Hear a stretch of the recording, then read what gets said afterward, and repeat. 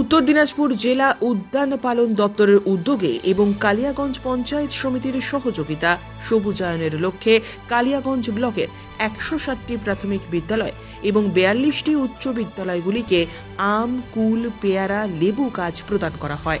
মঙ্গলবার কালিয়াগঞ্জ পঞ্চায়েত সমিতির পক্ষ থেকে বিদ্যালয়ের শিক্ষকদের হাতে গাছের চারা তুলে দেন পঞ্চায়েত সমিতির সভাপতি হিরণময় সরকার। এই গাছগুলি দেওয়ার উদ্দেশ্য হলো যেমন বিদ্যালয়ের সবুজায়ন হবে, পাশাপাশি পরিবেশের ভারসাম্যও রক্ষা হবে এবং গাছগুলি যখন বড় হবে, ফল দেওয়া শুরু করবে, তখন বিদ্যালয়ের পড়ুয়ারা সেই ফলগুলি খেতেও পারবে।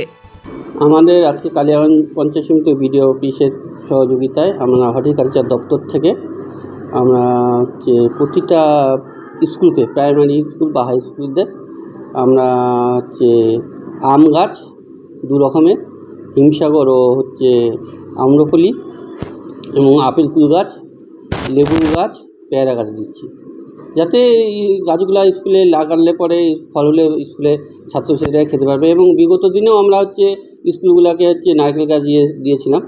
যাই হোক, এটা এবার আমরা এই উদ্যোগটা আমাদের বিডিও সাহেবও নিয়েছেন এবং পঞ্চায়েত সমিতিও নিয়েছে। এবার যে স্কুলগুলোকে আমরা এই গাছগুলো দেবো, আমি মাস্টারমশাইদেরকেও বললাম যাতে এই গাছগুলো যারা নিয়ে যাচ্ছে একটু যত্ন সহকারে যা গাছটা মানুষ করে, হলে পরে ফল দিলে স্কুলে বাচ্চারা খেতে পারবে। কতগুলো স্কুলকে কতগুলি হয়ে থাকতে পারে? মোটামুটি আমাদের কালিয়াগঞ্জে ১৬০টার মতন প্রাইমারি স্কুল আছে এবং ৪২টার মতন হাই স্কুল আছে, এবং সবাইকে বলা হয়েছে যারা যারা আসবে যেন খুব তাড়াতাড়ি আসে, যেন গাছগুলো নিয়ে যায়। ব্যুরো রিপোর্ট, উত্তরের প্রহরী।